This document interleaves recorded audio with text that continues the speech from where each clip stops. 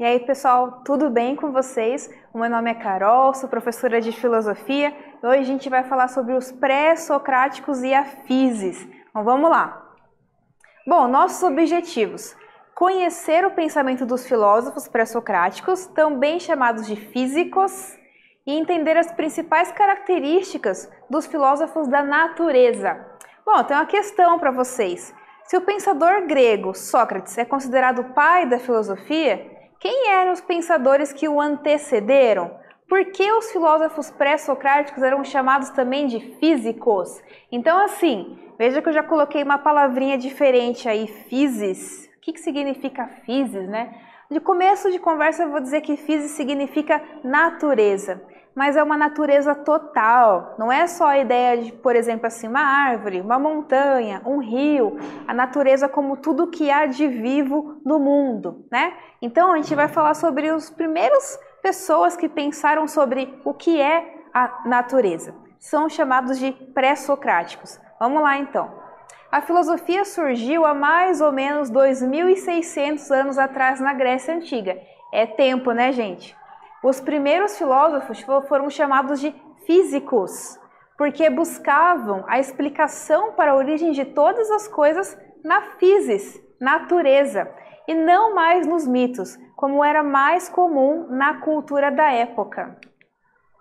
A filosofia, então, surge como uma nova forma de pensar, um pensamento racional, questionador, que busca ir além das aparências, desmistificando o mundo, refletindo sobre a própria natureza do conhecimento possível e também dos limites do conhecimento. Um marco na história da filosofia grega foi o pensador Sócrates, que trouxe as reflexões filosóficas para o homem e sua natureza, como a frase emblemática: "Conhece-te a ti mesmo". E por isso, os pensadores que o antecederam são chamados de pré-socráticos. Então, a preocupação dos pré-socráticos era com a natureza, né? Então, imagina só a situação, né? Vamos imaginar que nós estamos nesse período aí, 2.600 anos atrás. Tempo pra caramba, né? Nós somos gregos antigos. Nós somos acostumados a responder todos os questionamentos do mundo, né? O que é o mundo? O que é o universo? Existe um destino, né? Por que a natureza funciona desse jeito? Nós somos todos acostumados a responder isso de maneira mitológica. Ah, porque Zeus quis, né? Porque o meu destino é dos deuses. Porque nós fizemos um sacrifício para o Deus X e ele nos deu sorte. Né? Então, assim, era tudo respondido assim. Só que os pré-socráticos foram os primeiros que se colocaram a pensar da seguinte maneira: vamos responder a essas questões, só que de maneira racional. Vamos usar a nossa racionalidade, o nosso intelecto, né? O pensamento humano e não mais a mitologia, o místico. Certo? Então, assim, essa foi a preocupação dos pré-socráticos. E por isso que eles são chamados de filósofos da physis, filósofos da natureza. Depois de um tempo, o Sócrates decidiu inverter o problema da filosofia. Tudo bem, estamos falando sobre a natureza, mas cabe também nos conhecer. E daí vem essa frase do oráculo de Delfos, né? Conhece-te a ti mesmo. Depois de pensar sobre a natureza, o exterior, vamos pensar sobre o interior. O que é ser humano, né? O que é a sociedade. O período pré-socrático abrange o conjunto das reflexões filosóficas desenvolvidas desde Tales de Mileto, e veja que nós conhecemos o Tales da aula de geometria. Tales era um matemático, mas também era um filósofo, né? Naquela época o conhecimento era um só. Até o surgimento do pensamento socrático. Esses pensadores eram chamados de físicos, pois investigavam a substância, arqué, olha esse novo nome aí, né? Para explicar a origem e a pluralidade da physis, natureza, em contraposição aos poetas, que narram a origem de todas as coisas por meio de mitos. Então, a arqué é a substância principal, né? A arqué é o princípio. O que é que dá origem à vida? Qual que é o princípio de todas as coisas, né? Da onde veio? Hoje, por exemplo, uma explicação científica é o Big Bang, né? Depois do Big Bang se dividiu em fragmentos, a planeta Terra foi esfriando, foi criando vida. A gente pode dar uma resposta sim sobre o princípio da vida, mas nós estamos falando aí de 2.600 anos atrás, né? É claro que o entendimento científico muito distante do que a gente tem hoje. Bom, qual é a diferença entre o pensamento mitológico e o filosófico? Por que os primeiros filósofos foram chamados de filósofos da natureza? Então a gente tem conversado sobre a diferença entre o mito e a filosofia. Agora eu quero que você faça uma organização desses dois tipos de pensamento e diga por que esses pré-socráticos são chamados de filósofos da natureza. Agora é com você.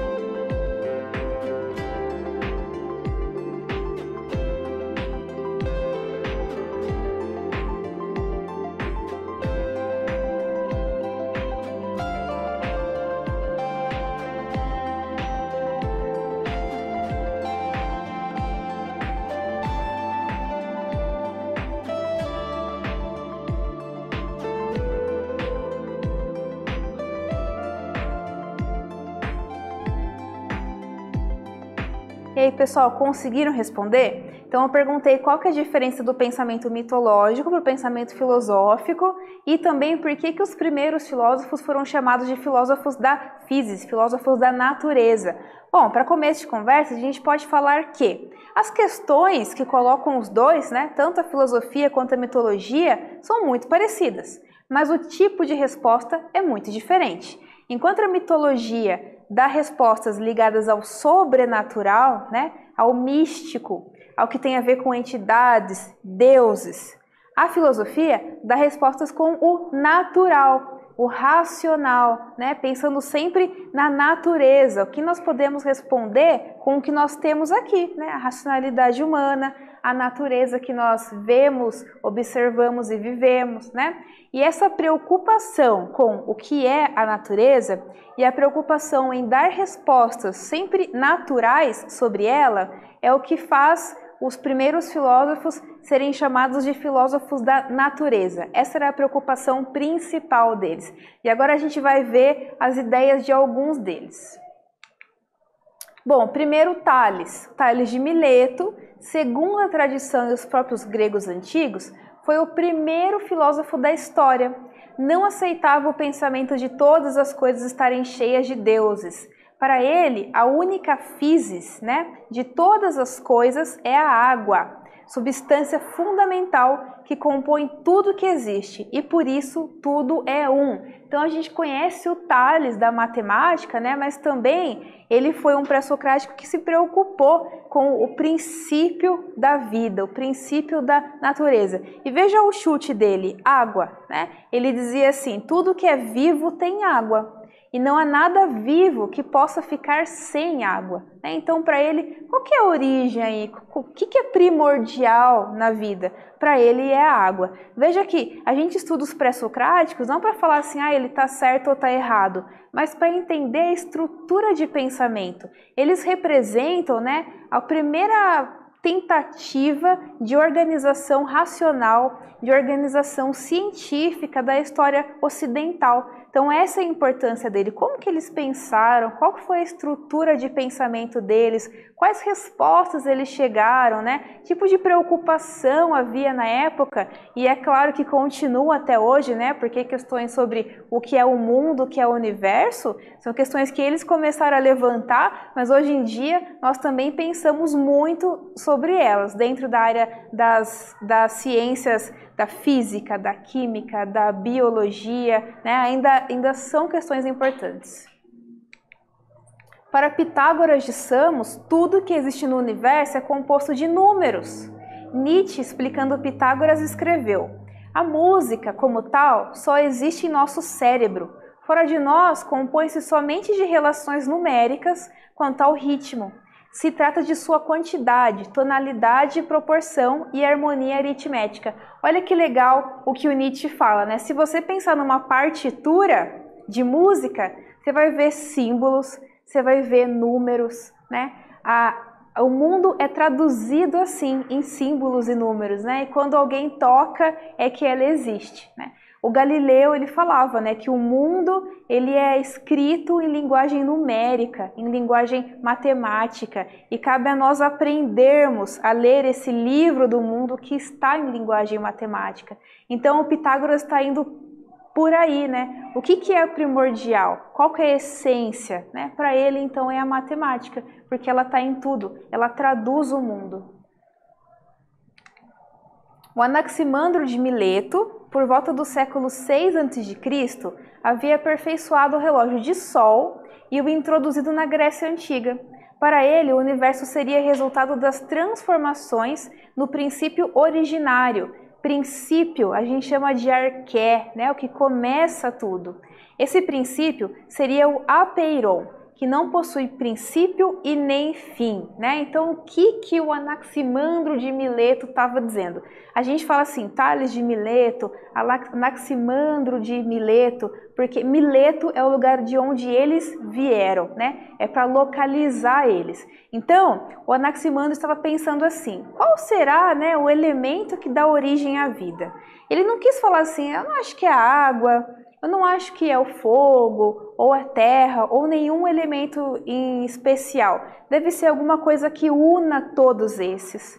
deve ser alguma coisa assim que exista de maneira indeterminada, atemporal, né? E a isso ele deu um nome diferente, apeiron. Não é uma coisa que a gente percebe com os sentidos, mas é como se fosse um elemento vital que está então em tudo que é vivo, mesmo sem a gente conseguir observar, certo? Bom, e o Demócrito? Foi o filósofo materialista que, assim como seu mestre Leucipo, desbravou o caminho da filosofia racionalista científica e foi o filósofo grego que mais contribuiu para o desenvolvimento da posição atomista. Então vamos lá que eu quero explicar algumas coisas antes, né? Quando a gente fala que o Demócrito é materialista, calma lá que eu não estou falando assim, você é muito materialista, você gosta de comprar coisas e tal, não é esse tipo de materialista. Um filósofo materialista é aquele que admite que no mundo só há matéria, só há coisa física, né? Não há nada que seja sobrenatural. Então veja como é interessante essa posição do Demócrito, né? Numa sociedade que pensava muito sobre a mitologia e o místico e os deuses, que claro que não são matéria, né? São sobrenaturais, vem um filósofo e fala assim, não, eu sou materialista. Eu só acredito na matéria, não creio que haja nada além dele. Não creio também, dizia ele, que o mundo foi criado por alguma entidade. O mundo é matéria, tudo é matéria. O Demócrito, ele começou a pensar, criou um conceito que a gente usa muito, que é o conceito de átomo, né? Por isso que a gente fala isso dele. Foi filósofo grego que mais contribuiu para o desenvolvimento da posição atomista, pois para ele tudo era feito de átomos, uma substância indivisível que compõe tudo que existe, sendo considerado por autores modernos como o pai da ciência como a conhecemos hoje. Então tem uma frase dele aqui, nada existe além de átomos e do vazio. A essa pergunta sobre o que é primordial, né, qual que é a arqué, o que constitui a natureza, ele falou assim, átomos.